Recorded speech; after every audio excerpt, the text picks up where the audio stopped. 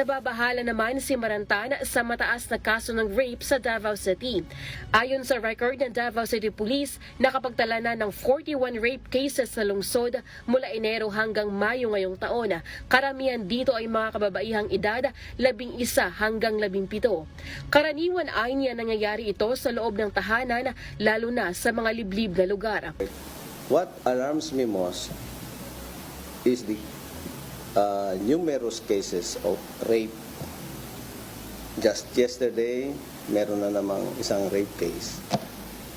In fact, that's the priority now. Na mag-intervene na yung mga law enforcers. We cannot do it alone kasi it's a family issue. Larger percentage of that are cases na incestuous cases.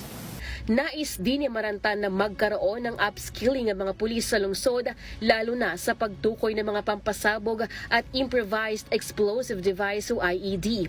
I was showing some IED components sa mga policemen natin. Some can identify, some cannot. So I said it's timely for me to give them a crash course of IED components.